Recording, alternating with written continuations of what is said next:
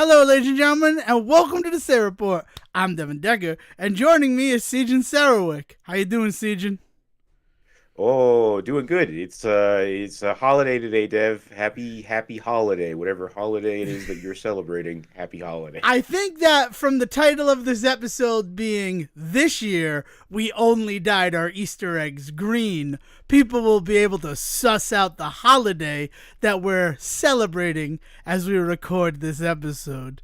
That said, without any further ado, we'll recap of Suits LA. If it's a one and done, then that's all we'll say. But if it gets renewed, we're gonna keep on doing it. It Suits LA on the Say Report. All right, so the 8th episode of Suits LA, Acapulco, is kind of just like a filler episode, which is really strange when you think about last Acapulco. No, yeah, Yeah, keep going. no, yeah, because Acapulco, whenever Pellegrini told the Jimmy guy to kill somebody, he said they should go on vacation. How about Acapulco?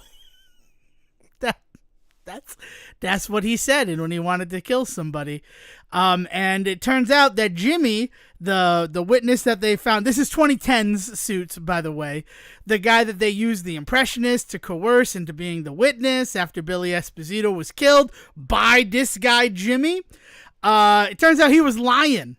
He said that he was ordered in person to kill all these people, when in fact Pellegrini always made sure to be out of the country whenever he ordered one of these hits. So it turns out the lying hitman was a liar. Who could have seen that coming? I gotta tell you, man, this sounds like two completely different shows. The more and more that we talk about the ways that they're doing this, like, are the vibes in any way like matching between these two parts of the show, or does it feel disconnected, disjointed as disjointed as it sounds? So here's the cool thing about episode 8. I thought what they were going to do is every 4 episodes we'd get to see Harvey Specter.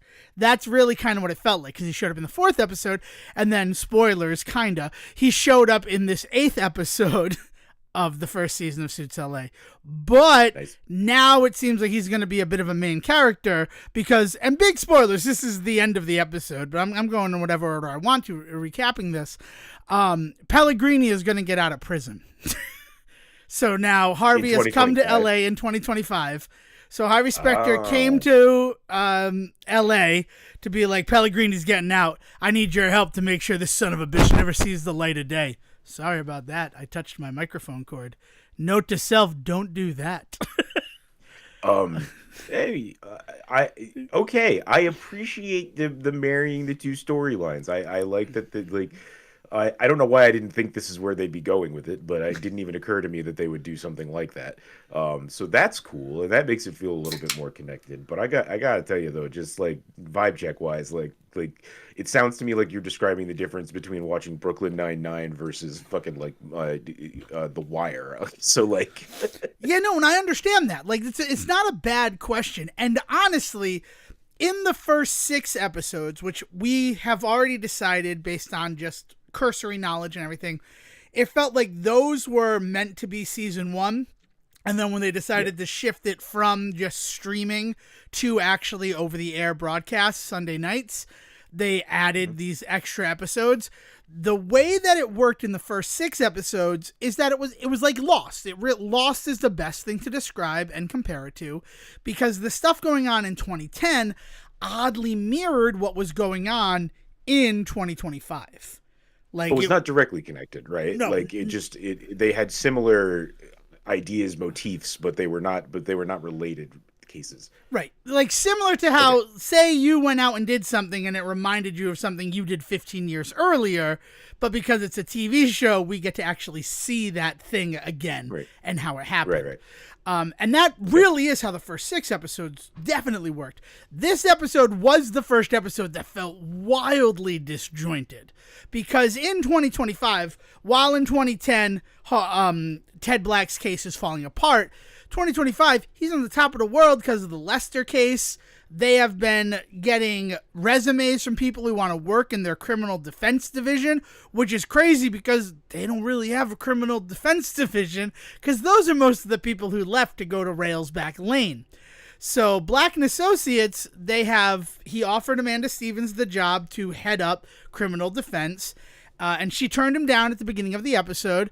But then he said, okay, you don't need to be the head of my criminal defense department. However, I would like your help going through all these resumes. And plus, those 5 people that we hire, they'll all owe you a favor. So even though you won't be working for this law firm, you'll have people here who will do work for you on your pro bono stuff that you're doing as an independent attorney. So she agrees to that. So it really was, the stuff going on in 2025 was so boilerplate, boring bullshit. Rich Sommer showed up as the new head of HR. I always feel weird seeing Rich Sommer. I really hate his fucking character in Mad Men. Loved his character in The League. And, I've interacted with him a couple of times. He seems like a perfectly fine dude. So it's weird to see him on TV. It's not like, it was just like one of those, it's not like Kevin Weissman, another person on Suits of Lay that I've interacted with in real life. And it's just like, no, it's never weird seeing him on TV. It's weird seeing Rich Sommer on TV. So he comes in as the new HR guy because Karen, the former HR person, got fired for saying some not, correct things. And before the irony is too strong, she didn't have to let herself go. Somebody else fired her. And so Marvin Stemple, that's Rich Sommer's HR character's name, he calls in Erica Rollins because Erica Rollins' storyline, God, this was such a filler episode. It set so many in 2025, really filler. The 2010 stuff, it's a big deal that Ted ended up having to go to Harvey to be like, look, with our star witness fucking perjuring himself on the stand, you represent one of these companies that seems to have been involved in Pellegrini's RICO charges. Can you just leave a folder somewhere for us to find, and then we'll be able to slam dunk this case and put this man away? And Harvey got real high and mighty about, this is why I left the DA's office. This is fucking not ethical. You're doing whatever it takes to win, and I cannot be a part of that. Because if you remember regular Suits, Harvey did leave the DA's office because he was compelled by his boss to hide evidence. And that would later come up as a thing that someone found proof of that evidence that was hidden in regular Suits. So, it is, and we're in 2010, but then by the end of it, even though Jimmy was able to convince the jury that he was still a reliable witness, when he said, look, I lied and said that it was in person all 5 of the hits that I've done on behalf of Pellegrini. The only one that was in person was the killing of Billy Esposito, and the reason for that is that Billy Esposito was my best friend. And I was not going to take the order to kill my best friend unless I saw it face to face. So he became a reliable witness again, and it looked like everything was good. And then Harvey came in with a banker's box full of that company's entire financial history. And they're like, oh, what made you change your mind, Harvey Specter? And he's like, they're no longer a client. And the attorney who they belong to, I could give 2 shits about what happens to him. Oh, why? What's his name? Daniel Hardman. Now, if you're a watcher of the original Suits, Daniel Hardman is, in the pilot, the guy who blows up the firm, gets pushed out, so it becomes Pearson and Associates. I don't think it becomes Pearson Specter yet, but very similar to how Suits LA starts with the disrupting of a firm. Mike Ross is hired, but it's in the wake of Daniel Hardman being accused of sexual, problems and all this other shit, so he gets pushed out of the firm and he goes to jail. So then they are left to rebuild behind it. So Daniel Hardman was apparently the attorney for this company, where then they're looking through the financials. Pellegrini is the CEO, and if they look through and they can prove any sort of money laundering, they'll get him not only on the murder charges, but on the RICO charges. And Kevin, remember Kevin, the investigator who had to go home on Thursday last episode? We still get to see him in 2010. He's like, yeah, maybe we don't do this, though. Maybe it's good enough that we have him on the murder charges. Maybe everything in this case has been a fucking problem. Let's take this win. But no, then Harvey comes back and he's like, no, here's what you're going to do. And so clearly they go for the RICO stuff as well because they have this smoking gun. But then in 2025, there's Harvey saying you need to come back to New York because Pellegrini's about to get out. And it looks like the reason he's going to get out is because of the Rico stuff. C'est la vie, I guess. It's all fucking crazy. But Erica, right, back in 2025, right, because that's the compelling stuff. But here's the other stuff that, like, kind of just moves pieces on the board. Erica gets a call from her mother saying that their neighbor Arthur has died. He was an older gentleman. It seems like he was sick, maybe with some sort of terminal disease, because Erica's response is, I was coming by this weekend. I thought I had time.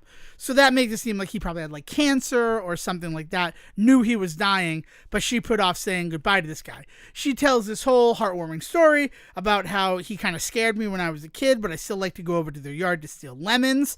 And then that one day that he caught me, I for sure thought he was going to like kill me for like trespassing, and instead he helped me build the lemonade stand and stayed with me all day. So she has this like emotional death in her family. Then we go to Leah, and Leah gets a phone call from her veterinarian saying that her cat Katniss has died. They put her under for some sort of procedure and the cat never woke up. So at the same time that, you know, Erica has just said to her mother, I'll be by tonight. She then gets a call saying that Adam Driver is not happy, so you need to take him out to dinner tonight so we don't lose him as a client. So then she has to cancel going to see her mother about the death of their neighbor. So then she goes to Leah to say, Leah, I need you tonight. Adam Driver's in town, all this. And Leah, who has just found out about the death of her cat, is like, I can't. I need some personal time. And so then Erica's all pissed at Leah, and a little bit of his projecting because she is upset about this whole thing. But then the fact that Leah can't drop everything to do this job when she has said to Erica, I want to be boots on the ground. I want to be a seat at the table. And this is Erica literally offering her a seat at the table to take out Adam Driver. And then after seeing that Leah did try to say no, Erica goes to Ted to see if Ted can take the meeting with Adam Driver. And he's like, if you really need me to, I can.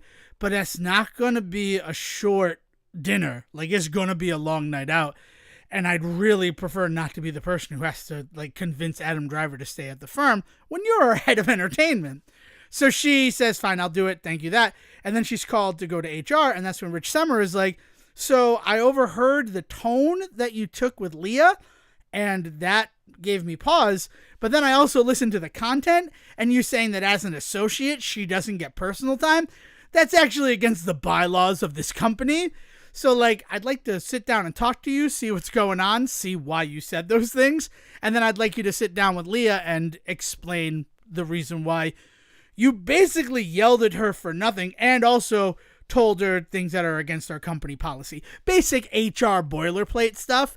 And her response to that, since she is still grieving the death of this neighbor character, and I'm not trying to say that she doesn't have the right to do it, it's just like, it's a character that was just introduced. It's not like along the way we knew that her neighbor was sick or anything. So right, yeah. It's one of those, oh, here's a drama bomb, basically. She goes off onto HR guy, like, who the fuck do you think you're talking about? She didn't even file a complaint. You overheard me? You're here for, what, 10 minutes and you're already overstepping your boundaries? Like, really the type of stuff you don't want to say to HR. I'm just going to be honest about that. But also, yeah, HR's responsibility is if they hear it, they have to do something about it. That's literally their, like, mantra. Exactly. He did everything right. It doesn't matter if it's because they overheard it. Like, that's exactly what their job is. Actually, yes. They're managing the resources of the humans who are employed at any business, right? So that whole thing goes bad, and she gets talked to by Rosalind, Ted's assistant. Like, though, we work in an industry where people literally think they can get away with anything because they are lawyers. HR exists for a reason. You need to go make it right with our HR department because I don't want to lose you, Erica. So then she goes, hat in hand moment, everything like that. But then he tells her about the fact that it was Leah's cat.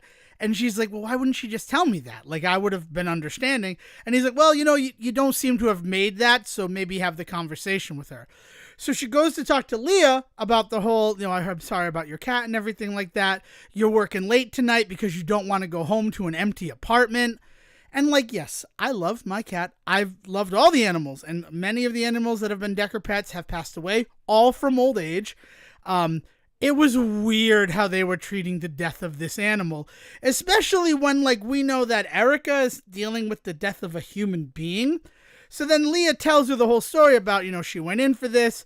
And then when she finds out that the cat was already dead, not like you have to go to the vet to put your cat down, Erica loses her temper again with Leah about the cat was already dead. So what was keeping you from going to fucking dinner with me last night? And then she goes home and breaks down because honestly, all of her anger at Leah was projecting so that she would not feel, not getting to say goodbye to Arthur and all of that. That was like the main push of the 2025 story.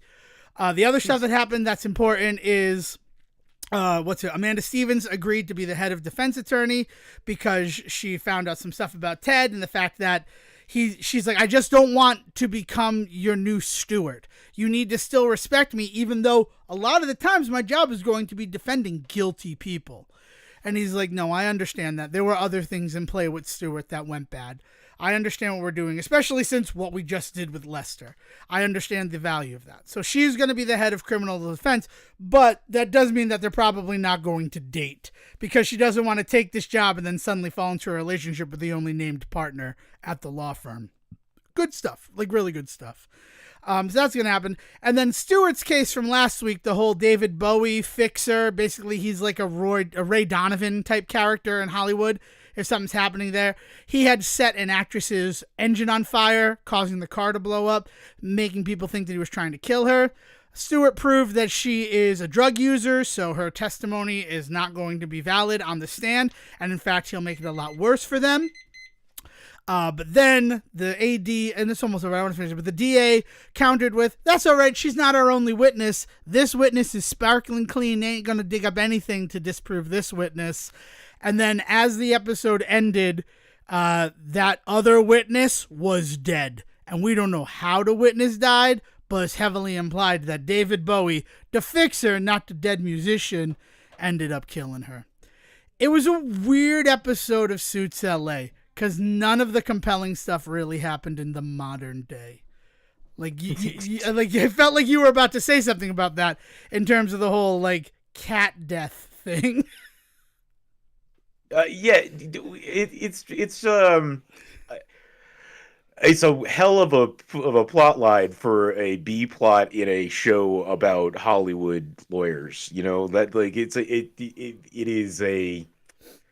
is a wild swing, and if it lands, that's interesting. But it doesn't sound like it landed too well. Oh, I mean, it just felt like, oh, well, how can we do this and the stuff like, I don't know. I understand that in TV shows everybody takes like huge sacrifices for their job, but the lack of work-life balance in TV shows is weird. Like, it's really strange. The fact that like you have to go to dinner with Adam Driver tonight. I can't. She shouldn't be going to dinner with Adam Driver that night either. She should be realizing the importance that she needs to grieve over the death of this person. And that she just told, like I don't understand. Like, in order to be successful in these jobs, you have to give up everything. And honestly, that's the other thing being mirrored in 2010. Ted has already lost his almost fiance in Samantha. And now his brother is staying with him again, and it's the brother that we know gets killed because of all of this. So right, it's just, it's such a weird, I don't know. I still kind of like Suits LA, but I hope they get Amanda and Ted together before the end of the season. Because honestly, I don't know if this show has another season in it. That's what I've been saying in the theme song all along, too. But as Sejohn said, that Suits LA out of the way. It's a holiday. And whatever holiday you may happen to be celebrating, yesterday when we recorded this, because we released it on Monday, so the day after the holiday that we're talking about, I mean, it's a pretty good day. I'm not going to lie. I have had the best long weekend. My weekend started on Thursday, and I'm excited to share that. But first, I'm going to cede the floor to Sejohn. What have you been up to, my man? I'm really, sorry. Yeah, I don't know what that was. Nothing too crazy. I've been watching a little bit more High Potential. We're about 4 episodes in. The family has started to pick up on it, so that's been an interesting thing for this week. Although we're currently pausing some Hulu. I think I've talked about this before. We rotate through Yeah. services, and so we're putting Hulu on hold for a little bit. So we may need to put pause on that, and I'm okay with that. I think that says something. Like like we're not clamoring to hold on to Hulu just so that we can keep watching High Potential. There's really nothing that was really keeping us there. Um, Not so it's part even of the reason why that one's mid-century going on hold. modern, starring Matt Bomer, Nathan Lane, Linda Lavin, and Nathan Lee Graham. I mean, I'm down for some mid-century modern, but it's exactly the kind of show that I would rather there be 13 episodes of for me to consume. You know what I mean? Yeah, I get what you're It's saying. it is Is it not all out? so like Is it releasing on a week-to-week basis? I thought they dropped oh, that I all don't at know. once. I honestly I assumed it was a week-to-week show, but you're right. It could have totally been a full I've only drop. watched 2 episodes because it's one of those ones where, like, Dad doesn't really like it. So if he's asleep and the rest of the people in the house want to watch something, we throw an episode of that on. The first 2 episodes, very strong. I mean, Matt Bomer, we've already celebrated him because of Brendan Fraser History Month. What he's Yeah. doing in that show is incredible. But it's also kind of hard because Linda Lavin is dead. So, like, it's a posthumous performance. Like, she passed away before the show came out. So, every time she comes on screen, it's not a John Amos situation where he was in the first episode and then he passed away. They shot the whole season with her. It just didn't get released until after her passing. So it's a weird sort of pallor over what is generally a pretty fun show. I say that because the reason that they're all together. Spoilers for the first 2 minutes of Mid-Century Modern, just as a heads up, is because their friend George had passed away. Mid-Century Yeah. Modern for me, I'm comparing it more to Traffic Light because that show kind Okay. of kicked off with their friend dying. But like other comparisons to like Golden Girls or things like that, they're valid. They're not wrong in those comparisons. I have heard that it's trying to fill a gap a la like Will and Grace, right? Or something Well, like it's the that. Will and Grace creators, so I could also see people saying that type of thing. The dynamics are a little different because you don't have a Grace type character. No, but you remember Will and Grace became a lot more about Will and Sean Hayes there. What was his character's name? Jack. Just Jack. Jack. Like it became a lot about them in terms of representation and what that show was doing for representation. And so I think there's a lot of people that are looking at mid-century modern uh, fairly. I think this is a fair Oh, thing to do. They're looking to see if it's going to correct some of the problematic nature of Will and Grace. There's a lot of people that have gone back to rewatch Will and Grace in the last few years, especially because they tried like a revamp of it and stuff. Um, that have found that it maybe does not hold up, a la, like Friends. Like Friends doesn't hold up either, right? If you go back and watch it. I mean, How I Met Your Mother aged faster than even that, right? So like in that regard, they're hoping that it's going to kind of be the show to come in that I'm sure in 10 years we'll figure out has its own problems, right? right. Like you said, anything progressive at its time in 10 years is going to look like it was wicked tone deaf. We've seen that a bunch of times. I'm sure we're going to see that when we look at American Pie Presents Bandcamp in our very special episode later this week. Somebody once described the nature of progressive politics as a Mobius strip or even a snake eating its own Yeah, tail. and Like Ouroboros. it Yeah. inevitably, yeah, it inevitably just kind of turns back on itself, and it has to in order to move forward. Like Yeah. that's like that was like their point, But it because moved the otherwise it's needle not a little progress. bit, and without that movement of the needle, we wouldn't have been able to move the needle. That needle that they're referring to that moves, it only moves like millimeters at a time. And Yeah, even if seems like it. something in retrospect looks woefully out of context, it still moved the needle forward on a conversation that wasn't being had before. And it allowed something else to come along and move that needle again.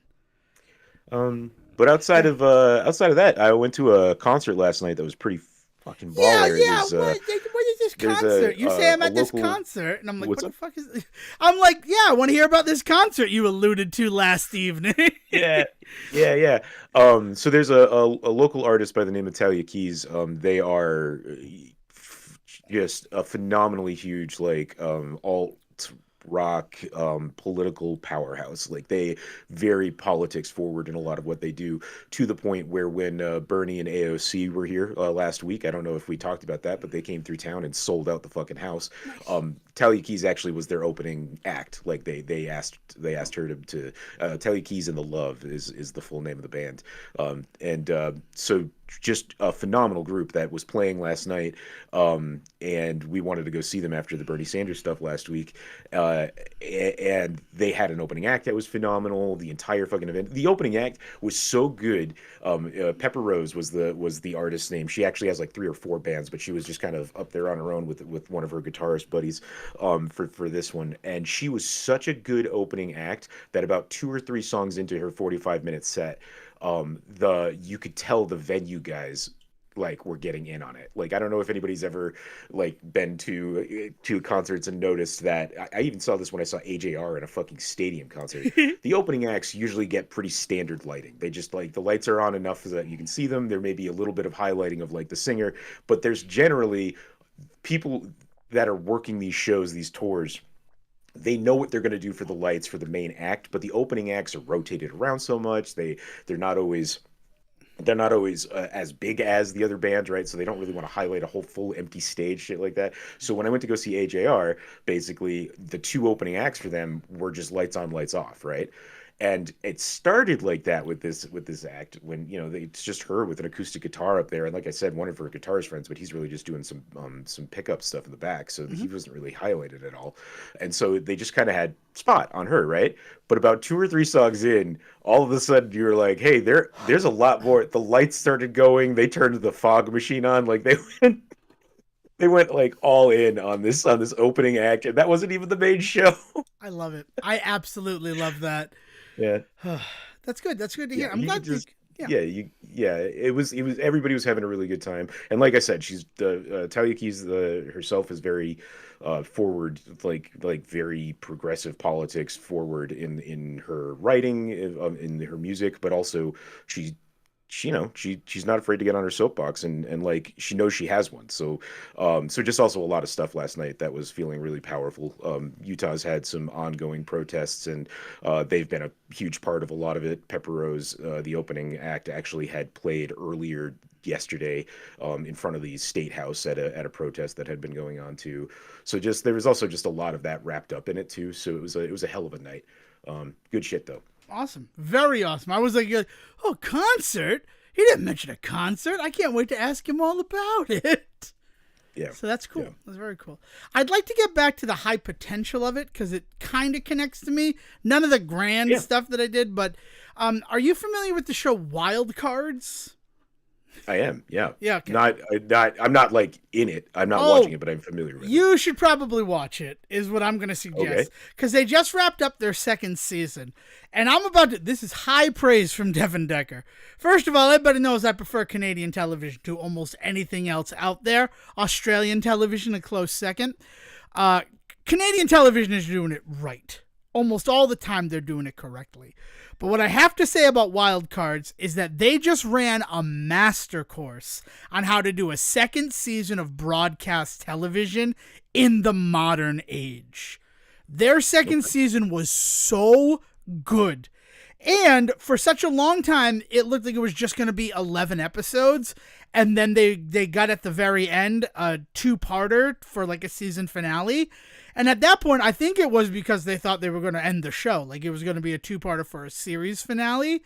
But then they're like, oh, before you guys are done with that, we're giving you a 3rd season too. So it is a season finale that could have functioned as a series finale, but that also has now set up for season 3. And the benefit of them getting those last 2 episodes a little bit later, so many callbacks to things that happened. I mean, like something that happened in the 2nd episode of the 2nd season was a huge theme in the final episode of the show. And it's So one of just those. just to Yeah. get everybody on board, Sorry. this is the one that's about like the disgraced cop that has like the con artist partner now, That right? is, Or yeah. something like that. So everybody's been comparing it a little bit to White Collar because of that. Yeah, he's a disgraced cop. He got bumped down to Shore Patrol, and then through working with Max, that's the name of the con artist woman, he has like been reinstated, and now he's an actual detective. And the police commissioner is a huge fan of them because they're solving these cases that like don't have anything, and the reason is because they're being looked at from the side of somebody who's technically a criminal. So she's picking up on things that the cops with their white hats are missing. The show is incredible. And the relationship between the two main characters, Max and Ellis, is fantastic. Like, it's just, and it's got the will they won't lay. Jason Priestley plays the con woman's father who's in prison. And the reason that she's doing everything is because for every case that she's like able to help solve, he gets time knocked off of his sentence. It's, God, the show's just so good. And when you think about something like High Potential, which is another person, it's a consultant show. It's a Castle. It's The Mentalist. It's Psych. It's a genre of television that I feel started in the 2000s. If it was happening before that, please let me know. But, they started these shows where, like, outside person is able to bring a perspective. Like, I almost want to say Monk kicked off the whole train, though he was former police, so who knows? But I've been comparing it a lot to High Potential Wild Cards. Even though Wild Cards is in its second season, it feels very similar. And also, there's been a couple of episodes of High Potential that are just episodes of Wild Cards, like very similar scripts.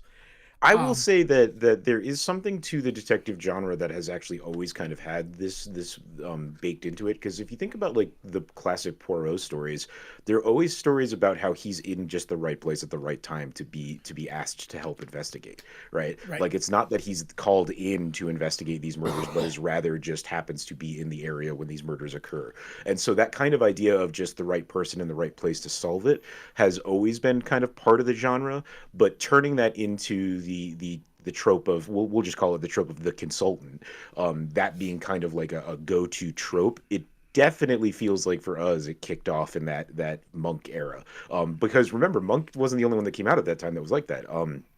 Dead Zone was around the same time, and it was the Right. exact same kind of trope. Is because he had this special, unique ability. His Monster of the Week show was that he was solving crimes by being able to like see the future or whatever, or see the past. I think it was a little bit of both, if I remember correctly. But that idea, right, is in that show too, right? And then as you mentioned, Psych was close behind. I mean, that is what Burn Notice is, White Collar is, right? Yeah. Um, Every it's USA this. show that we watched in the 2000s, apparently. Mhm. Yeah. Yeah. So it is, and it's that because I think about like in the 90s, think about something like Early Edition. Gary gets tomorrow's newspaper today and he's able to fix all those little things. But whenever he talks to like the police or something, they do not want anything to do with him. So there was this real shift from like the 90s where the consultant worked on their own and the police were kind of an enemy slash antagonist to what they were doing. Right? You're not a cop. Why are you getting involved in this? I can think of some other shows that do that as well. More movies, but like one of those situations where like, I don't care that you have this information. We're the law. So we're the ones who are Right. going to deal with this. Like that was big in the 90s. And then there was that shift in the 2000s. And I mean, like, if I wanted to be lazy, I'd blame it on 9/11, but I also feel like I just want to blame it on 9/11 anyway. And not like blame is the wrong thing. But I think like that's where that push to evolve past cops being somebody that you can't trust, cops being somebody who, like, if you have good information, you can go to the police, right? And yes, it's all propaganda. Every television show about police officers is basically propaganda. Well, So, yeah, but like, it also plays really nicely into the concept of the cozy mystery that we've all fallen deeply in love with over the last 20 years. It's something that's existed for decades, yes. centuries even. But in terms of our coming back around to it, the cozy mystery genre has really blown up, and I think a lot of that has to do with shows like Monk and all of this stuff, where they do get along with the police. That's one less antagonist, right? So in terms of the cozy nature, these mysteries never get too far out of hand mystery level of this. It's convenient that the cops are on board because it means that it's just one less problem for these detectives to worry about. So it makes it a little less. It lowers the stakes just enough, right? Yeah. But I mean, I still think, and they still have that one cop who's like Lassiter and Psych, or I'm trying to think, like there's that person who's like, do we really need this person? We can do the job. Garrett Dillahunt is really the one in High Potential who's questioning the inclusion of Caitlin Olsen. So there is that, but like as a whole, to know that they're working in tandem with the police, it makes both of the things, it's good for both parties because it makes the police look like someone who's not always an antagonist. I'm certain you remember some of the people from college who just hated the police. They didn't have any reason to hate the police. Like, and by that, I mean like a personal reason to hate them. They were just distrustful of anybody who wore a badge. And I think like, yeah. I mean, are you still that type of person? I'm sorry. I'm failing to see the fault in any of this, but yes. I don't know. I guess it's because like I've been pulled over how many times? So I've interacted with a lot of police officers, and I understand that the complexion of my skin and things like that mean that is not something I need to be afraid of. But like, I don't know. I got pulled over with somebody that you used to live with. That's the clue I'm going to give to you. Because we had accidentally turned into like a do not enter road. Like we were following a GPS. It said take a right, and the right we said, it said do not enter. So we stopped and we turned around, and then we got pulled over by a police officer. We had clearly done something that like warranted us getting pulled over by a police officer. It wasn't just us getting hassled. And when he asked for like the license of both of us, I gladly gave mine, because all we're going to say is we're following a GPS, we took the wrong turn, right? I'm going to say that to a cop. I want to try to de-escalate the situation. That's not what the driver and your former roommate did.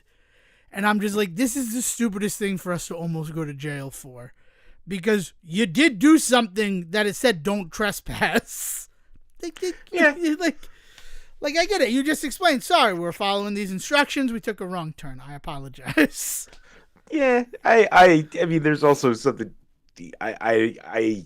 There is something to be said for the ability of you guys were in the process of leaving the area. Right. Yes. Yeah. It's not like we got stopped while trespassing. But I guess technically we had, I don't know. But it's one of those situations where, like, you can be an asshole to this cop who's doing his job, or you can just give him his license and you don't have any outstanding warrants, right? He's just going to run the stuff and he's going to say, don't do that again. Right? Because that's the type of stuff that happened to me a lot. I have had that happen to me pretty much my entire life.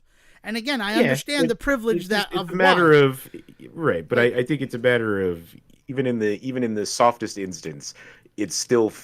if it still doesn't happen or shouldn't happen, then like we can't forgive it. Like you're stepping into dangerous territory, because while what has happened to you seems like it was a fine interaction and you were happy to just kind of go along with it, you don't have to. You shouldn't feel compelled to.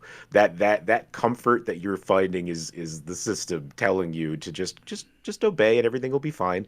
And like that's a scary thought. Well, I mean, it's not just that. It's the fact that I have the categorical evidence that by just, I'll give my stuff, I'll comply, I won't act like an asshole.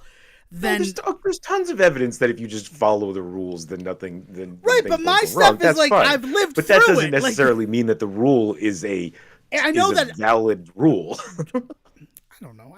They're just people doing their jobs. I don't know. I guess I'm just saying, like, I understand that it's propaganda and that's the whole thing of it. But I feel like people were far more intact, and with good reason, right? The riots kick off the 90s, right? I understand why Gen X is anti-cop. I get that. I don't know. I'm talking about how it's changed. But really what I wanted to talk about is watch Wild Cards, because it's way better than High Potential. And it's crazy to me that after 4 episodes, you're feeling about High Potential how I am after the series ending, which I think was like 18 episodes total. But like by like the midpoint, I'm like, this show's kind of boring. That's why the AI episode that we talked about was so interesting to me, because I'm like, I feel like they realize we're boring. Let's just let computers write these episodes. We're I don't boring, but know. we're still getting an audience. So let's just let computers finish this one off. Yeah. Yeah, I don't know. And that's the thing. Like, I'm not really Well, that's the looking. real danger, right? Yes. Is Yeah. like we let AI come in and do this shit, and it's going to be like, yeah, it's not getting the best numbers, but also it costs nothing to make. Looking at you, reality TV. So why don't we just lean into this, right? If we look at what happened with reality TV, that is, I think, the big fear of what's going to happen with AI is we're going to have entire channels dedicated to AI slop, and it's going to get consumed. You're going to sit in doctors' offices and it'll be on. You'll be out at bars and it'll be on, and you'll not like it, but you'll also not care enough to do anything about it. And then the next thing you know, that's just what entertainment is. If it wasn't for the rise of reality TV in the 2000s, we wouldn't have Zaslav in charge of Warner Brothers right now, who's destroying everything because his big thing was that he did this, that he retooled Discovery to become a reality TV channel. That was his big claim to fame before taking over HBO. And so like anybody that's got their hands in the AI pie right now are potentially going to be the ones that are going to be leading the charge in 10, 15 years in some of these places. And you can't be, and if you're not shutting down AI with us now, if you're not on that side of that fence, you're the enemy. You are the reason this shit is going to exist in the next decade. I mean, I got to be honest. I feel like there are few people left on our side of the fence who are against AI. Look at this wave of the AI action figures that has swept through social media. Like, What happened? all right, so it's an AI program where you feed it your like Facebook profile and then it generates an image of what your action figure would look like. Now, the fact of the matter is they're basically the same as the BuzzFeed quizzes that we talked about a couple of episodes ago. That might have been in an Adam Sandler Cinematic Universe episode. Our new episode's out, by the way. We're covering Top 5 in Zookeeper. Look for wherever podcasts are. But it is very But much... this isn't like a Hero Forge, like we'll 3D print this for you type thing. No. It's It's just like more like the Studio Ghibli meme from a few yeah, it's weeks exactly back where everybody was like, it's the Studio Ghibli meme. Now it's doing action figures. And honestly, the fact that the Studio Ghibli meme spread the way that it did, and then the way that the action figure meme spread the way that it did, the majority of people prefer AI for what it can do. And even though like I would never do those things because I understand that like even though this is far removed from computers are writing all of the shows and entertainment that we're taking in, it's showing support for that system. And it's allowing people to be complacent like on a smaller level so that they're complicit. Basically the thing that I talked about with the police, right? It's that same sort of snowball effect where I'm always going to be a good doobie when I said good doobie on 420 Sejohn. I'm always going to act like respectful and give them more respect than they probably deserve because like I was complicit that first time and I've seen that it worked.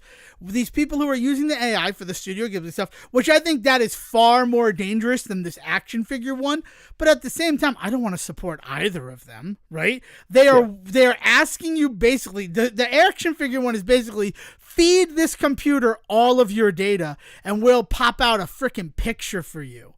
And the pictures are not even like they're templates. Because like 3 girls that I know who are all in the same sorority got the same pole dancer action figure.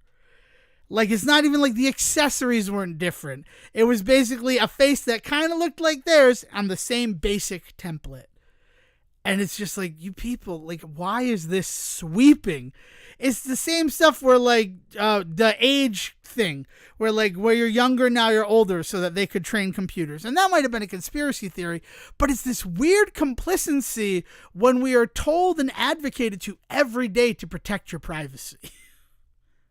I mean, we know that there were data collection issues with those like face filter apps. Yep. Like that is something that is like you should not use face filter apps. Anybody that's out there, because you're literally downloading a program that's whole purpose is to map your entire face, and like that shit is wild. And like it's not, and you know, people are out there that are just like, oh yeah, well, say that with your driver's license that they've already got a photo of you. And there's a big fucking difference between a photo of me from 10 years ago when I was like half shaved and probably half asleep when that photo was taken, that being the one photo they have of me, versus having every single angle of my face. Well, let's think about this, right? Here's something that supports that the face filters are bad, even though we not have proof of it. In your license picture, most states, they do not allow you to smile, right? So what they have on file for your driver's license is kind of everybody at their most dour expression. You're not getting it. If you're doing a face filter, you're probably going to smile for your friends because you want to share it on social media. So it is also far more valuable data than all of the photos that are already on. What about the fact that your picture is taken for your school every year, right? What do you think happens to those photos? No, right. It's not that well, and so I think that a lot of this sort of stuff we're going to have to come to terms with AI the same way that we've come to terms with the concept of pirating, and that and the idea that there is a level at which you do it where it still isn't really kind of accessible, right? If you go out there and start pirating like little indie projects on people, there are people in the community that are not going to be on your side, right? There's a lot of people that believe that ethically the concept of pirating video games, movies, TV shows, things like that is because it's like fuck the corporations that and fuck the streaming services, fuck the big guys. But the second you start messing with the little guys, there's a lot of people in the community that'll turn against you, right? And I think that that's the same thing that we're going to have to find is that kind of balance in AI. Is there's going to be some places and some things in which you use AI that people are going to love it, but we need to start drawing a line somewhere. We need to start saying no, you can't do this, right? Like so the Studio Ghibli stuff is an interesting conversation because it was the first time where we were hearing people really start to kind of think about those lines for themselves. People that were using AI pretty regularly were suddenly just like, oh, I'm starting to see what everybody's been talking about, where artists are going to start having a problem because I think that they didn't think it would ever get this good. Or the other side of that is they didn't expect people to, I don't know, like it's this weird thing where like, much like pirating, I wouldn't do this if I didn't have the technology to do this, right? It's not like I would play. So in pirating, there's certain video games that I'm probably not going to pay money to play. But if I'm able to get a hold of it for free, then yeah, I'll play 15, 20 minutes. Next thing you know, it's my favorite game of the year, right? Like there's potential there.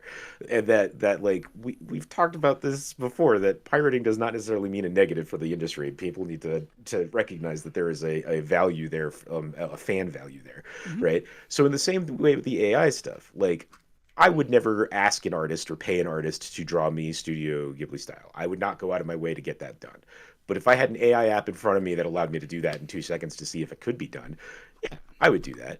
And so, like, am I really stealing money from an artist in that case then? Because I never would have done this otherwise. It was just something that was available to me to try and do, right? And Okay. so, like, So taking that's that a conversation we all need to kind of have with ourselves and realize. I still don't think I still don't think I'm on board for it. I don't think that I don't think that that's okay with me just because I wouldn't have done it otherwise. But it is something I have to think about. It is something I have to consider in this math. And the other thing that you need to consider in the math, and again, I would have never thought you'd be someone to do that. I want to make sure that that's said. But if you go to somebody and ask them to draw you in Studio Ghibli style, there's a cost there. You have to pay that person for their work. Having the AI do it is free. So that is another thing that does need to factor into the math. The fact that like is one of the reasons you wouldn't have done it before because you wouldn't have wanted to pay to see it done. Is the fact that the cost barrier is removed in AI part of the enticement to dive in?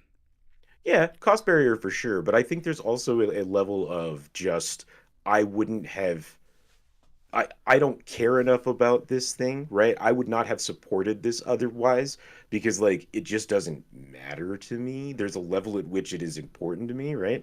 And so again, that's when people need to kind of take a moment and think though, is there something that is important enough to me that if this was done I would be upset though Right. because this, like and there probably is for me, which is why I don't think I would still partake and didn't partake Exactly. in Yeah. in any of this stuff. Yeah, I don't know. I just think that like the reason I bring that up is because I have had many artists at cons draw photos of me. It's one of my favorite things to do is to like, oh, it's going to cost this much and you'll draw me in whatever style. That is something I love to spend my money on. And part of it is because I have this unique piece of art from this artist. Like it's a very fun thing to have done. But Yeah, then but there's so much about the process of that, right? yeah. Like going to the con and meeting the artist Mhm. and going through the photo, like or the picture getting drawn. Like there's so much more than just the final product in that Right. place. But sorry, you were No, saying. but that's what I'm saying is that like so it's something that like I've had done and I've considered before. And granted, it started because of that Anime Boston I worked like God like almost 20 years ago. The booth next to us, that's what they did, and we were very busy. The booth I was working, and they were not. So then we're like, hey, do you want to draw a photo of us? How much would that cost? And we got this great picture. I love that one. It's one of the first times I've ever had an artist draw me, and it's one of the things I think that inspired me to like, oh, I want a photo of me as Elsa. So like I know you do like Disney stuff. Do you want to? How much would that cost me? Like that's something I enjoy doing. So I'm saying that like I didn't jump into the Studio Ghibli thing, but that's because I've had it done like professionally before and I understand the cost of it. Which is what I think you brought up when you say you bring up the con and finding the artist that you want to work with. I mean, the person that did the River City Deckers, the photo of me and Dale as Masako and Kyoko, they did not seem real happy to be drawing a male as a female. Like, I'll share that part of it. It was a thing that they had a little bit of a barrier. And that just adds to that photo for me. I don't know. It's just, I don't know. I had never really considered this because the Ghibli thing, I'm just like, well, I'm not going to engage in it. But I do remember the people who fought against it. Strange. Yeah, man, this AI stuff is no. It's. I have been saying all along that it's not going away, so we need to come to terms with something Mm-hmm. that like what level at which we're comfortable with it, right? And where are we comfortable with it? And broad strokes for me is like I am very happy to hear about AI being put into my washing machine so that it can do things like, hey, like let's move your laundry for you, or detect with like when it's time to dry it, or how long it needs to dry for, or oh, this is a delicate, so I'm not gonna do it this hard, like all that sort of shit. Cool, on board for that. The second that you're just like, also this AI thing is going to create YouTube channels for you to just consume all day, that's when it starts to get scary to me. And like that is going to happen. In fact, it probably That's already already is happening. happening. Is Yeah. that there's entire channels just running on YouTube consistently of just AI generated slop that eventually is going to find its way, much like TikTok has found its way into every bar but through Chive TV. Like we're going to end up with AI TV in kind of public places that is going to start getting us ready for us to just then have it in our homes at some point. Jeez.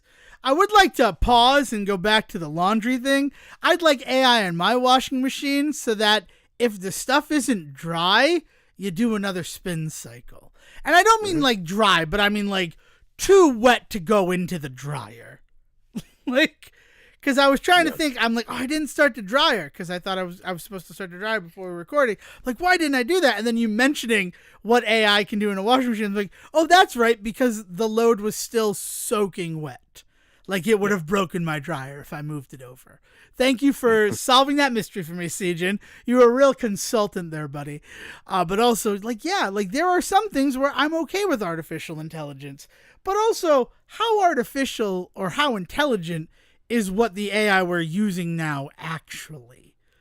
Like, is it performing the way we see in movies, where No, eventually the yeah, there's a singularity, whole like, right. I mean, there's a whole other side to this conversation where like true AI geeks and nerds are constantly fighting over whether or not any of this stuff qualifies for actual AI because of the way that it's all just learned behavior, right? So like one of the best examples of that is a math problem. Somebody explained to me the other day how the math stuff works with Chat GPT now, and the idea being that it's not actually running the numbers. It's not like a calculator where if you put in two numbers, it'll multiply them or divide them or add them.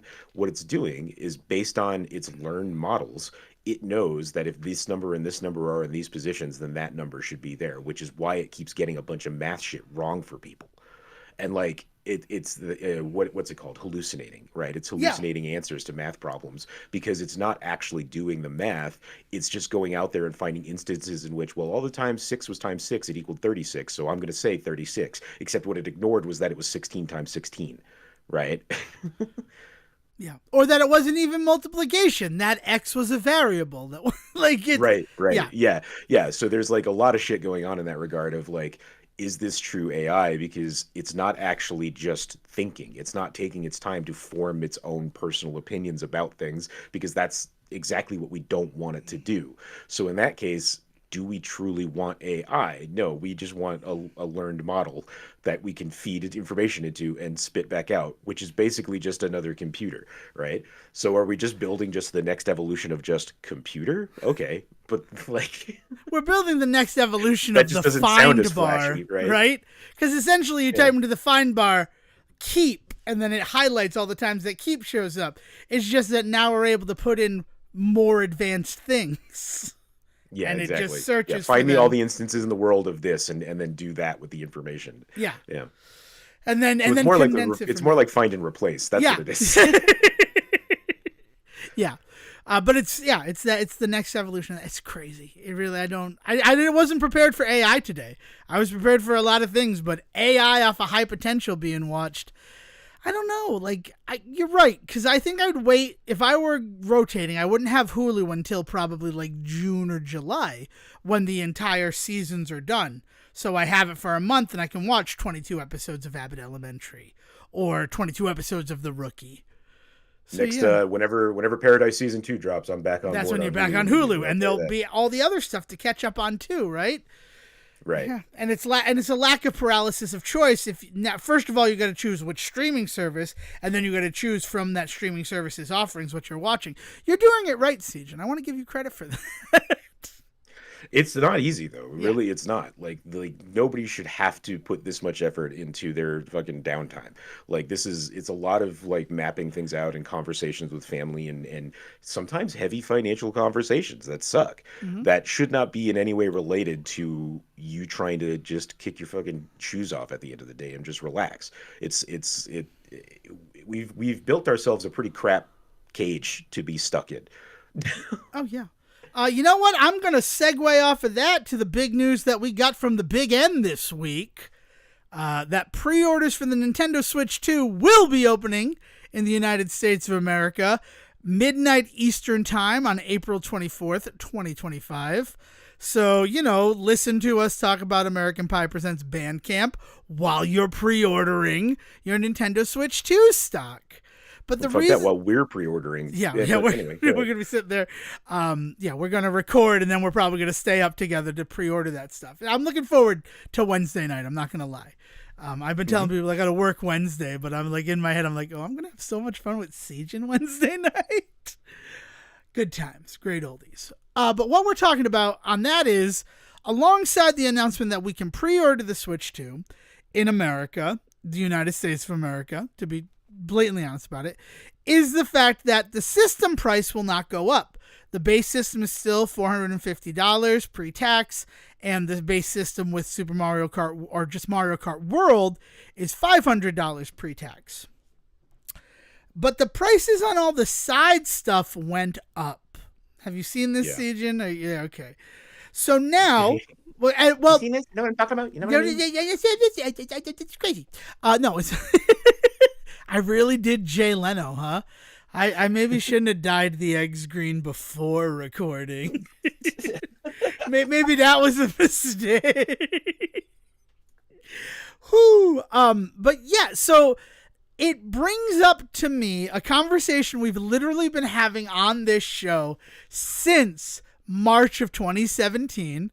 Right? Because it's weird to think that this show was two months old when the Nintendo Switch came out. And we didn't just turn into a Switch content factory. Had we done that, we might be wildly successful like all of the other Switch content factories on the internet. But one thing that we have advocated since the beginning on the Nintendo Switch, going back 8 years, is the fact that you should not buy the products piecemeal, that it is a better deal if you just buy a whole new system. Oh yeah. I think the very first time we really started talking about this was the dock concept and the idea of if you want a second dock, you might as well just buy a second Switch. Yes. And so, of course, that's something that I've been looking at with the Switch 2. And when they announced the price of the Switch 2 at $450, I thought, okay, so maybe they're going to finally move away from that argument that we were making, that if you need a dock, or also if you just needed another set of Joy-Cons, Like a Joy-Con, the Joy-Cons themselves were like $70. So if you're getting a deck and Joy-Cons, it's $170. And the Switch was what, $300? You're halfway there to the price of just having another system. Yeah. And it's not great, right? It's always something that we've thought about. But now that the prices have raised, I think that conversation can continue with the Switch too. Because a pair of Joy-Cons being $95 pre-tax, the dock being $120 pre-tax. Yeah. Like, though that right. Yeah, I mean, obviously, all of this is all built on the privilege of having the amount of money to do what we Yes, want with, right? yes. There is, but in a weird way, that's what makes this worse, right? Is that it is Nintendo preying off the fact that they know that there's going to be somebody out there that can't afford to just buy themselves a new Switch 2, but they maybe can afford to buy themselves the dock again. So if something breaks, or if something isn't working, or if there's some convenience issue or something that they're running into, quality of life issue, like, they're taking advantage of that fact by charging so fucking much for these add-on things. And it's just like, this can't be what these actually cost compared to what you're selling the whole system for. Right. But then my mind started thinking, because with the Nintendo Switch, I was not here.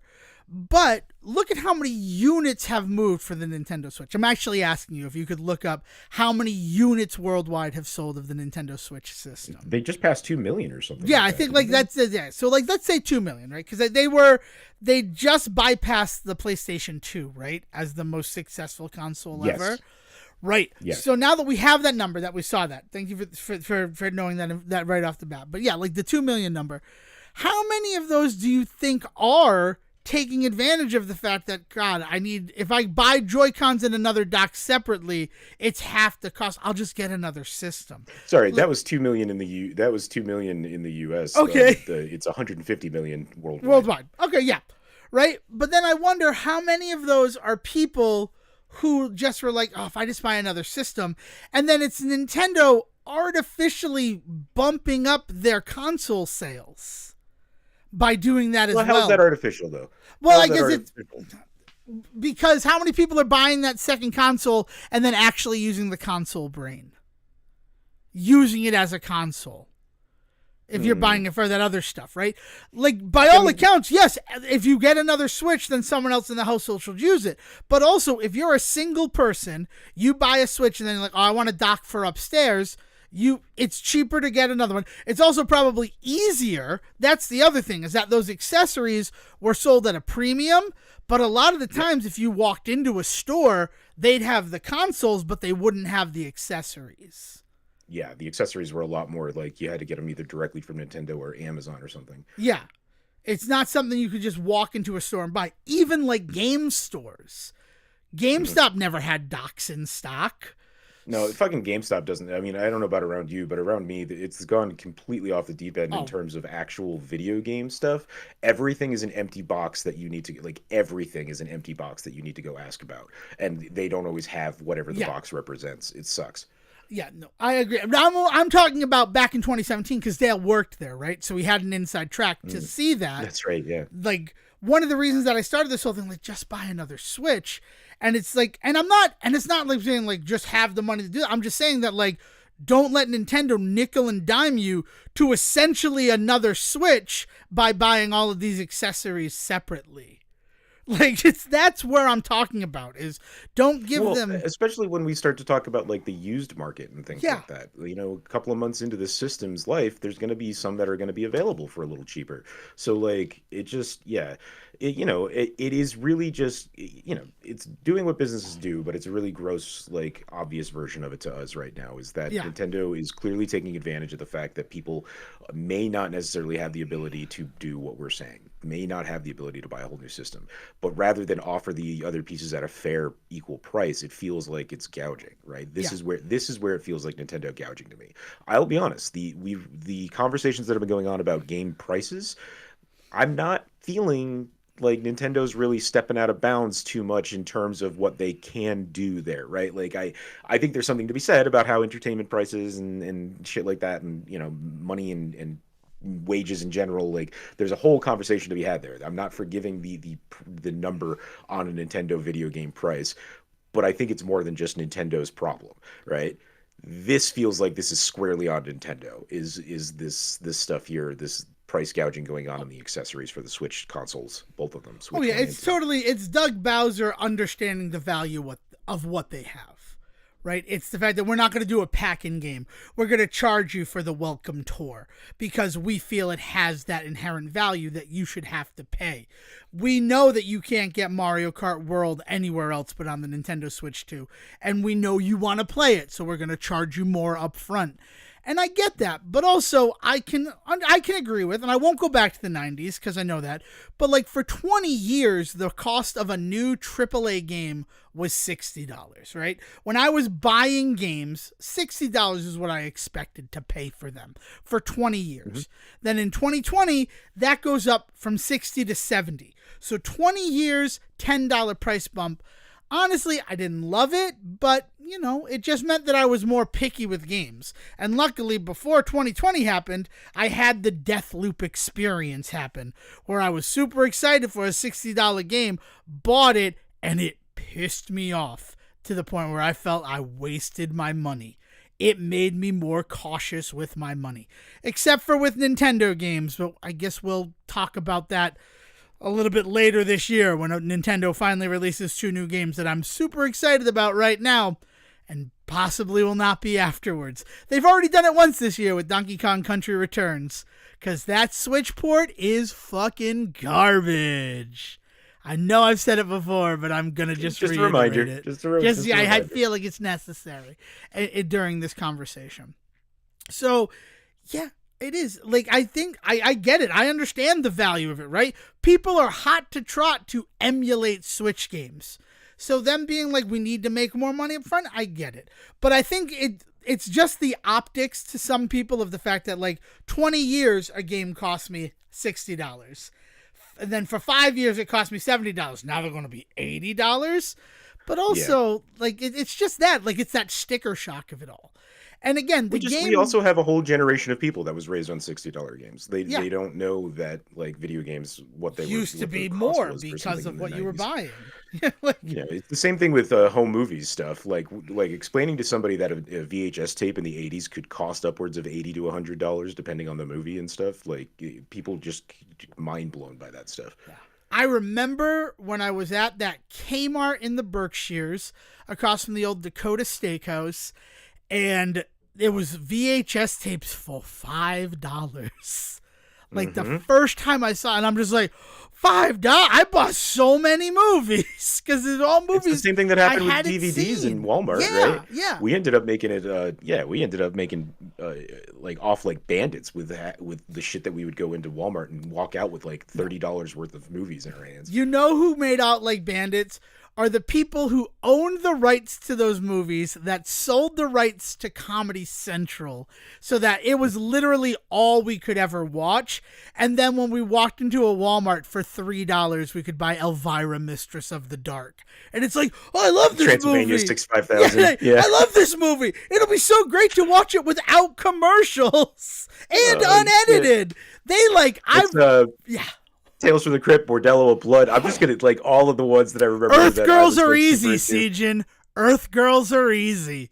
Any of the police academies, like basically, like, here's the crazy thing: they sold us streaming to like with ads. It's so crazy. Like, they really did.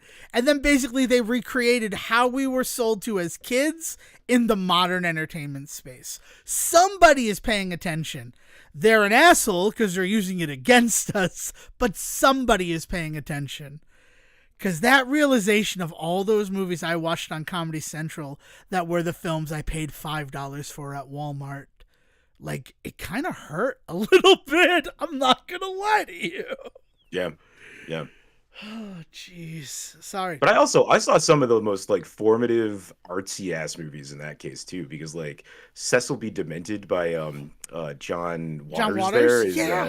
Is like, it was like hugely influential for me as to like what you were allowed to do on screen. Yeah, no, it's a lot of that stuff that was like fodder for Saturday afternoon or just regular afternoons on Comedy Central. I mean, like PCU. Yeah. Nobody knows PCU now, but we lived and died by it. Like, because Brewster's it was Millions, just on like...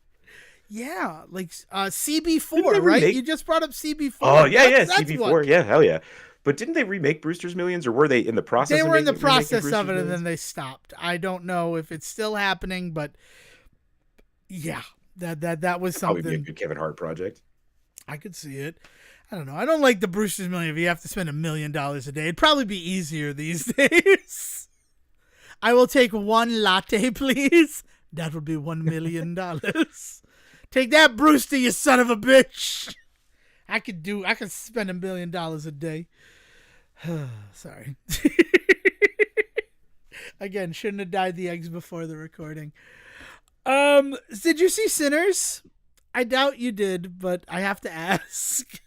No, I have not been to the movie theater yet for this month. I've got to figure out what I'm going to see. I don't even know. Working Man is available on Amazon Prime to rent or buy, and I'm winking at you, Sejohn. Oh no, I'm 100% on board for Working Man. That will probably happen sometime within the next week. My big one for today is Days Like This. Is that the one that came out this year? One of them days. One of them days. Yeah, that's going to be my big one for today, I think. So that sounds good. That's I double thumbs up for that, my friend. It's just Sinners. I'm a huge Ryan Coogler fan, and it turns out I'm a completionist. I just haven't seen his short films, but I've seen all of his theatrical stuff. Fruitvale Station, I say it every time, fucking exceptional. And that is all I wanted to say after seeing Sinners. I walked out of the theater and was like, fucking exceptional. He's a great director. He's a great writer, great creative thing. Go see Sinners. I won't say anything else more about it, but really good. Here's what I will say about it. I am sick and tired of the house lights coming up when a movie's not over. They got to test if it's got a mid scene or not. Because there is a mid-credit scene on Sinners, and it's a scene. It is 15 to 20 minutes long. It was awesome, but it kind of sucked. First of all, when the house lights came out, most of the people cleared out. As my mother has been wont to say, because I got to go see Sinners with my mom, which the first time I saw a trailer for Sinners, I'm like, oh, I'm going to go see that with Mom. That's her kind of movie. And we have been having fun conversations about it since we saw it. So, it was nice to be, vindicated. I know the type of movie my mom wants to see still. But she's been saying to everybody, I'm one of the 6 people in the opening screening who saw the whole movie. Because a lot of people left. And why wouldn't they? House lights up. That indicates that there's probably not going to be anything else. I actually have a couple of theaters around me that are really good about that. If it's actually how I can tell now on Marvel movies if there's anything worth staying for or not, is that I know that if they don't turn the house lights up, that there's nothing left. It's been pretty solid on our end. So I'm sorry that you've been experiencing that. Well, to be fair, it clearly doable. Yeah, it was the first showing of the movie. So who knows if they had gotten a chance to test it before or learn anything like that. Mm-hmm. And it was actually pretty good because my mother, she went up to the management and she's like, is that the first time you guys have run Sinners? And they're like, yeah, that was the first showing. She goes, okay, so you need to keep the house lights off 20 minutes longer than you do. Because there's a scene, and they're like, every movie has that. And she goes, yeah, I know. Mid-credit scene, end-credit scene. I've always stayed for the credits, so you don't need to tell me that all these movies have this. But the house lights came up too early, and then, a 15-minute scene happened, and it's not conducive to watch that when the house lights are up. And they're like, oh, thank you. We're going to check it out. So hopefully they've retimed it since it's happened before, right? It was the first time they showed it. So I get if they didn't get a chance to time it. I know that's as somebody who's run a couple of projectors, I understand that part of it. But I really every movie does that now, ma'am. And she's like, yeah, no shit. I've seen a movie. It's not my first time seeing a movie. But you got to... And it's a good scene too. That's also not a good excuse. Yeah, no, that's true. So then you should know to not do this. Yeah, then you should know to time it, or maybe on the first showing you have someone in there to turn on the house lights. So I don't know. Yeah, it was just like a weird, like, yeah, we know. And she's like, yeah, no, you don't know. Because why the fuck did I have to watch it with the lights on? It was important. So that's also a reminder. Stay for Sinners. Stay all the way to the end, too. There is an after credit scene. Honestly, I mean, I'm staying anyway. But I do like, it was sad that some people left. I was also very happy because there were two people who were very upset after watching the film Sinners. And that made that made me kind of smile. I'll be honest with you. But it's really good. It's looking like it's going to be the number one this week. But since we're now talking about movies, Minecraft, like freaking Regal Cinemas listens to the show, right? Let's say hi to Regal Cinemas. Hi, Regal Cinemas. Hi. Because when they announced we're going to have chicken jockey showings of Minecraft, all that feels like is me being like, you don't want to push people away from the theater. People want to see your movie in your dying industry. You don't want to alienate those people. And Regal, like, as the day after we released that episode, come to the 420 chicken jockey screenings. We got popcorn with buffalo chicken fingers in it. That's crazy to me. You think that's how they serve it to you? Is here's your bucket of popcorn and your 3 chicken strips? Just piled precariously on top of the popcorn? Popcorn. If they chopped it up and put it into the popcorn, that might be a treat. I do that with malted milk balls. I call it redacted. That's my favorite joke in C-Lab 2021. What'd you say? Buffalo chicken and malted milk balls? No. Malted milk balls and popcorn. That sounds much more pleasing. Yeah, I'll say the words that Murphy's Replacement calls it in C-Lab 2021 when we're not recording. Because it's good. It's a good bit. But yeah, it's Easter. Let's be nice today. But yeah, so Sinners really, really good. That's how I kicked off the weekend. Then we drove up to New Haven to get some of those cheeseburgers from Louie's Lunch, where the cheeseburger was born, regardless of what the Hard Rock episode of Briscoe County Jr. will tell you. I've been watching Briscoe County Jr. I have 6 episodes left. We're going to talk about Briscoe County Jr. after I finish it, Siege. That's fine, but then I'm going to make you do Jack of all trades after that. That's the thing. I did them in the reverse order. I watched Jack of all trades when it was new. I never knew about Briscoe. And then I finally got the DVD of Briscoe real cheap.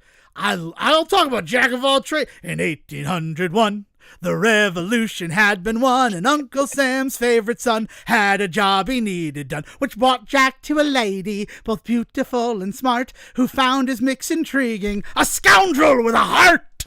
Yeah, don't, you got to Jack of all, yeah. Oh, don't throw me into the briars, Sejohn.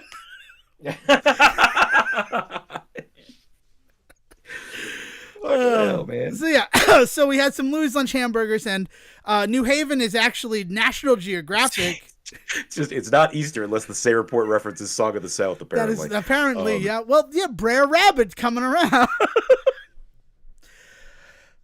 Good times, great oldies. But also New Haven is like the number 2 National Geographic recommended place to see the cherry blossoms, and the Cherry Blossom Festival was 2 Sundays ago. And it got canceled because the cherry blossoms had not blossomed yet due to the cold weather. They blossomed on Friday. So we got some Louie's Lunch. We got to see the beautiful cherry blossoms. And I got to play Super Mario Man.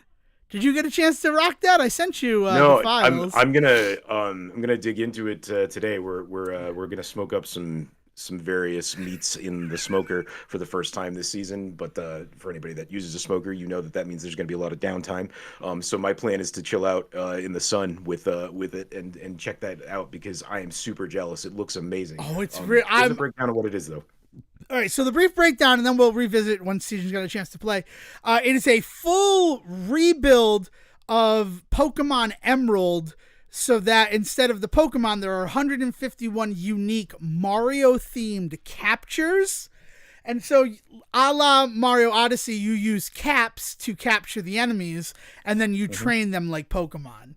And it's awesome. I've just been having so much fun playing it. I haven't been this excited about a Pokemon game for a while. So, a couple of Couple Yeah. of things though still about it. It was made by a specific YouTuber and like a group that he hired, right? If Yes. Alpharad, I believe, put it together. Oh, okay. Yeah. Yeah, yeah. So Which is kind of right up their alley, so I'm not too surprised there. But yeah, so it was a put together project, and I have to say that one of the most impressive things about it is that while it is definitely built on Pokemon Emerald, they talk about it being built on Pokemon Emerald. They have designed so much of their own assets and so much work in the worlds and stuff. So it uses the bones of Emerald, but like it is not just a like reskin. It is not just a reconfiguring of existing sprites. Like they used that and then really built on it from what I can see in just the marketing material. it's a It whole new looks game. gorgeous. It's Yeah. gorgeous. It runs real different. Where like usually, like yeah, there are still routes a la Pokemon, but you're in the central Toad City, and then you use warp pipes to go to the different areas. So it's not as much walking around as in like Pokemon generally. There's less exploration to kind of focus on the whole solving the capturing and fighting and collecting power stars. The badges have been replaced by power stars. Instead of gym leaders, you fight star keepers. The first one of which is Princess Peach, and then it's going to be 7 other like famous people. I know who the second one is, but I'll keep it a secret. I also know who the fourth one is, but I want to keep them secret if you're going to be playing at Sejohn, and then we'll talk about it later. You're like your Professor Oak character is like Professor Egad. It's Egad, yeah, it's super good. I saw that Luigi gets his own Cappy, which is fucking awesome. Yep. Like the lore concepts and designs that they have done for this are just. Do you want to know who the starters are? Do you want to know who the 3 starters are? I have to imagine that it's like a Koopa, a Goomba, and like a Piranha Plant or something. You got one of 3, which is Okay. kind of so Piranha Plant is your grass type starter. Then you have a Babam, which is your fire type starter, and then you have a Nice. Blooper, which is your water starter. Perfect. Yeah. So I picked a Babam. I named him Scoot. I don't know why I named him Scoot, but I like it. It works for me. And Dale picked a Blooper, though Dale did just lose all of her progress in the game. Be careful playing like ROM hack emulator stuff. Your save files, you should back them up as best you can. Yeah. Yeah, Oh because no. she just lost. I'm so sorry. She lost 4 hours of progress and is restarting. She's like, I don't remember names, and I'm like, you need to just look at it as a new game, and I'm sorry for what happened to you. But it's good. It's a good one. So if you're gonna play it, I'd like to hear your experiences with it next episode. Yeah. So that happened. That's what my Friday was driving up to New Haven and playing. I also got the Miu Flip. Miu's one of those like Android sort of PC handheld things that they sell, and I've heard a lot of good things about Miu. I've had them recommended. I've been using an Ambernick that also is like a clamshell sort of Game Boy SP design, and I like it. But the Miu Flip, it's a little bit smaller. So like for portability, I want to try it. It also has 2 analog sticks. And they're very reminiscent of like the PlayStation Vita sticks. That's what everybody says. And Okay. they are. I'm using them. And I'm excited to have that because I like have some PlayStation games that I want to try. And I want to see if I can emulate some N64 stuff on this guy. So like it definitely passed my stress test. People like they don't last. I played it for like 6 hours straight on Friday. No complaints from me. I beat Chip and Dale Rescue Rangers on it. I've been having a good time with it. A lot of people are down on it, but it's also, I have a Miu Flip version 2. Admittedly, the first version they sent out had a bad hinge, and clearly they have reworked the hinge so it will not die the way that it did. Maybe it's only going to last 1,000 opens and closes. But, unless you're doing that deliberately, that's still going to be like a lifespan for a handheld, like, mini computer, right? If your Game Boy died after 2 years, you'd be pissed off, right? Also, it would be contributing to what we were talking about with Nintendo earlier. But no, like, my Game Boy Advance SP still functions, and I brought that with me everywhere. So it, like, the littler ones, like, you pay less than $50 for it, you know what you're getting in the box. If it lasts, that's good. But, they also revise these small little handheld gaming machines like every 6 months. So if it does break, you're going to be getting a better version of it to replace it. And a lot of them, you can just pop out your SD cards, pop them in the new one, and you're good to go. So solid shit, man. Yeah, that's been fun. I'm glad that that you've been playing that, and I'm cool. It's cool that you've got the new little handheld. I'm still working off of one that I got about 3 years ago for Christmas. I couldn't even tell you what brand it is. I'd have to go digging it out somewhere. But I've got a couple of games on there that I've been working through that I should probably get back to. Well, the problem with me is that, like, I would love to game on the go, but it's not like I have a commute. I'm driving. Yeah. I was especially when you're a passenger, right? Yeah. Like, it was really nice. Like, we're driving up to New Haven for this event and to see people, and it's like, oh, okay, well then I can bust out a handheld and I can play a game for the entire drive. Like, I don't feel bad about that. If I were riding a train every day, it would be easier. But I drive to work and then I'm at work. It's not conducive to gaming. And then I did something cool yesterday, too, that I'm excited to share on the show. But anything else from you that you want to make sure we cover, Sejohn, before I jump to that? No, let's do your thing and then wrap this sucker up. Yeah, I love it, because we have things to do on our Easter on the 20th of April. I love myself. So there is a weird sort of, I don't know, what do you, like cellos? What would you call cellos? Local references, by the way. Like, it's a restaurant local franchise group, like a local franchise. So, yeah. So there is this bar. It's a local franchise called the Thirsty Beaver. There are 4 of them in Rhode Island. And I went to my first one last August or September, maybe even like later, but like late 2024, I went to one for the first time. And as a joke, I said, one day I'd like to do it where we go to all 4 of them in a day. So, like, it's not necessarily a pub crawl because it's like 10 miles between each of them. Rhode Island's not the biggest state, so they can do that. But, like, I'd like to go to all of them, and we started out. So, like, yesterday is the day that we did it. We called it the Thirsty Beaver Trek. We're calling it our first annual because I don't know if we'll do it again. But they opened at noon. We were at the one in Westerly. We got some drinks and an appetizer. We talked to the staff there. They signed our shirts. We just did this whole cool thing of going to like this little franchise of local bar, like pub grub places. It was an interesting thing to see like how each one of them differs. And their menus are different and things like that. It was kind of interesting, but then it made me have a realization. And that's why I sent to our business chat, I want to read exactly what I wrote in our business chat. Oh, hey, Hab guy, he sent me messages while we were recording. Should I have referenced it here? Why not? It's life. Corpo franchise bars is what I sent to our business thing. Because the third bar that we visited, which was the Cranston location, was not being staffed by any of the Cranston employees. I mean, that's not true. I think one of them was an actual Cranston employee, but it was a lot of coverage. And I don't think I've ever seen that type of coverage in like a food space.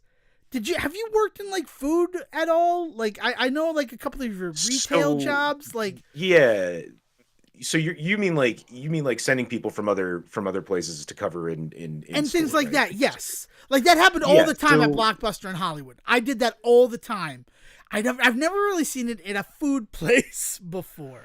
I've only ever seen it if somebody is at a certain level in the kitchen, like if they are a higher chef, higher up the food chain chef, and they need to be going and making sure that plates are being done correctly at different restaurants and stuff like that. Like I know that there are chefs that will work 2 days at one, 2 days at another, make sure menus are up to snuff and stuff. But that's baked into their job, like that's part of their job. I've never really seen it at the level of like you don't really send dishwashers around unless something really shitty is going down at a certain place, right. Like in that case. But more often you see that with front of house staff. Like I know for a fact that there's a couple of different places that are owned by by the same family out here in terms of bars and clubs. And there's a couple of guys that we know that do ID checks and front of house work that like they rotate around to the various places, and that's more out of necessity for them because they just make more money that way. They can basically work 7 days a week if they do that. It's actually safer too, as somebody who's worked some doors, if you rotate your bouncer doormen, because then there's no complacency or anything like that. It's a weird safety thing to do that. Well, and like guys don't get used to seeing the same guy over and over again and develop, certain attitudes or exactly, right? Like, it's just this guy. We can do whatever the fuck we want. No. That's why they rotate it. So I get that's a big part of it. I'm talking like servers and stuff. Like all the servers were like, this isn't my usual restaurant. I'm just covering here today. Yeah, like I said, like that'll happen in like extreme cases. Yeah. Like I know that during COVID, for instance, there was a lot of, hey, we're gonna drop the staff at this place and then we're just gonna rotate out, like that kind of shit. But it's not something that normally happens very often. Okay. No, because it really reminded me of like. It's Easter weekend, right? On like an Easter where it's like, Devon, we need you to go cover in Lincoln. And I'd get there and it'd be like, it just felt that way.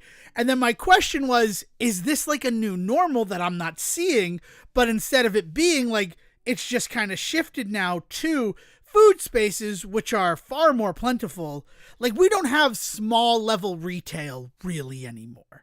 But also having somebody move from like one Walmart to another Walmart to cover a shift, that's not going to break their brain because Walmarts are all essentially the same. Restaurants aren't really like that. I was going to say that part of the reason that you don't want to do that is because like I want a waiter or I want somebody that's familiar with this menu, familiar with this kitchen. Yeah, exactly. Who can tell me what's good to get, who can tell me like what kind of variants are gonna piss off because there'll be times where I'm like, you know what, I kind of want cheese fries. Is that something that you guys can easily do? Because it's not like make or break for me. And if that waiter says to me, oh, I'm sure it's fine, but they don't actually know the answer to that, like that sucks. Yeah, I'm always asking for cheese on my fries. I'm right there with you. But you know what I am? Like, I'm the guy that will tap every keg. Like I will be the one to order like the most basic shit, PBR, like fucking Modelo, and for some reason Blue Moon, like it'll be out, and like sorry, you're gonna have to replace that keg because I ordered it. I know this is gonna happen, and like and I want to have a waiter that can say to me in advance, "Oh, you're not getting. We're starting to run low on that, right?" Like I've gotten that, and I appreciate that because I don't know how I have this uncanny fucking ability, but I always seem to be picking the beer that everybody else has been drinking all day, and then so like shit like that. Like I want them to know, like, "Oh, sorry, we're off that. That's off menu right now because we don't have the ingredients." Because I don't want the awkward having to come back and explain to me when something's wrong or something's different or something is not what I expected. Yeah, I get that. I mean, that makes what is supposed to be kind of a fun experience like a little bit stressful, where it's like, oh man, I ruined their night, damn it. Yeah. So I mean, it was just like this thing that it was really strange to me because again, in retail, I totally get it. They could put me in any Radio Shack and I would be able to do my job. Ditto with like any of the video rental places I worked. Did it with like Walmart, right? Because you know where the departments are. There's not that much fluctuation. But a restaurant seemed like a strange place to have primarily another store like running it that day. Yeah, no, that can definitely be weird business. It's I did also kick a keg yesterday. It was a keg of the Berkshire Brewing Company Coffee House Nitro Porter. God, I love that stuff. Sorry, I cut you off. No, it's always nice to be the guy that kicks the keg though, because they always give you that little bit for free. You get that little bit for free, right? It's kind of nice. Actually, the Thirsty Beaver, most Tuesday nights, they have a kick the keg special, and if you're the person who kicks the keg, you get a prize. Nice. And I was the first one who ever did that at the North Kingston. You should go, man, because I bet you I could. I would like to do try. It, CG. I mean, I think it's a fun. Well, next time you're over on this side of the world, right? I got plenty of things I want us to do next time you're eastward bound. Bound. But the local franchise, man, that's Utah's bread and butter. I imagine so. Yeah, so that's why I thought you'd also be a pretty good like resource on this, if this is a thing that like, because I get it, like restaurant groups exist, and I mean that's a like it's a famous story about they hired you to work at the video store and then they had you work at the Quick Stop from Kevin Smith, right? Like that's a thing. These people who own multiple businesses, once you're on their payroll, they kind of do with you whatever the fuck they want, depending on how their stuff is structured. And you know, the other side of this, like the reason why this happens a lot is that there are specific rules and laws that states follow that are different from state to state in terms of the retail space and especially the restaurant space, right? And I mean, Utah, like the idea that like there, you used to have to make sure that the bar was separate from the main restaurant so that like families wouldn't have to look at the drinking type shit. But there's such specific rules that franchising within the state first, just to kind of get your, you know, the ball rolling, is inevitably what happens, because you don't have to deal with different licensing boards, you don't have to deal with different like local franchises pop up anyway. But it is a like cottage industry in Utah to like start like startups and local businesses like left, right, and center. And they don't always make it, but people seem to go their whole lives just trying 3, 4, 5 different restaurants. I don't know how the fuck they do it. That is completely beyond my recollection or like depth to figure out how people do that. I don't like think I'd love to own a restaurant, but then I look at just the money and I'm like, nah, I don't know. I think I'm good. And I don't know. I am there with you. But it was fun. It was an interesting thing. I'm glad that I did it. I'm glad that this thing I said as a joke is something that actually happened. And it was nice to like see all Rhode Island that way. It was a good, I think we're going to do it every Holy Saturday, which is the official title between Good Friday and Easter Sunday is Holy Saturday. I didn't realize that until this year. I think that's everything that I definitely wanted to touch on. I gave the tease of Briscoe. I gave the tease of American Pie. The next episode is going to be called The Office Trivia Report, so just be ready for that. Yeah, Because I've been gearing up for Office Trivia, also at the Thirsty Beaver. I swear they're not a sponsor. Though I'll take your money, Thirsty Beaver, if you happen to hear this. We can negotiate. Only because we tangentially mentioned it through the Office Trivia talk. But go check out what we've been doing on the ASCU, by the way. Yeah. New episode just dropped again. We covered Top 5 and Zookeeper.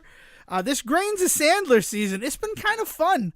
Like, getting to watch these other movies that Adam Sandler definitely signed off on in some way, shape, or form, because he shows up in them. Yeah. Yeah. So yeah, that's just all that. I can't think of anything. Accountant 2. I'm definitely seeing The Accountant 2 this week.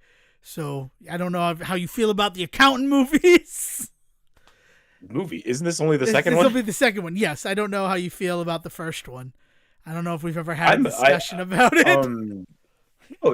I think it's a more. We'll talk about it, because I put it in the same level as like a Jack Ryan movie or honestly a Reacher movie at this point, or Mission Impossible. Like it feels like it's on that level, and it's funny because it really is only one movie. So now that there's 2, I feel like it's really earned that place in that echelon for me. But no, I'm down. I mean, especially 2 with there's a ton of John Bernthal in this one. Yeah, too, John Bernthal. I mean, he was a pretty big part of the first movie, but it looks like they'll be working together, and that was one of the best parts about that movie. I need to see something real quick. No, it's not. I'm an idiot. Alec Baldwin was Jack Ryan in The Hunt for Red October. But Ben Affleck was Jack Ryan in Sum of All Fears. Sum of All Fears. I knew he played him once. So like that comparison to like a Jack Ryan movie, like I'm like, man, that hit home, right? Because Ben Affleck was Jack Ryan. I don't know why I jumped on for Red October. I guess because it's the first Jack Ryan movie. It's a phenomenal one. It's a great movie. Anybody that's never seen Red October, it's a really good one. All right.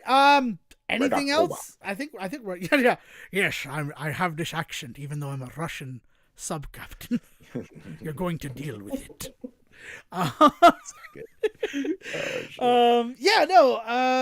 That's it, man. I think that's it, right? Not much more to say. If you want to keep the conversation going, you can join our Discord, invitations of which are available wherever we're on social media. So currently, as of this recording, that is Facebook and X, formerly Twitter. If you go to the bio, there should be a link that you can click on, and that will be an invite to join the Discord server where you can talk to us, like, really at any time. We're not gatekept by needing a subscription because, I don't know, I don't want to gatekeep anybody from this show. Like, seriously, very special episodes, you just have to be on a podcast feed. That's the most gatekeeping we do here. Yeah. But other than that... That's just more about saving space on YouTube. Yeah, exactly. But yes, so that's save...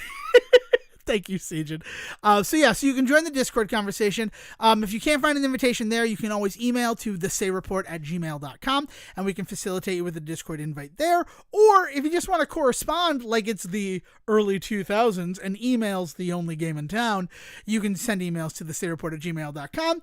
And if it is just for me, Devon Decker, or him, Sejohn Sarwick, make sure you put our first name in the subject line, and it will be distributed appropriately so that your thoughts and dreams will only go to the Say Reporter of your choice.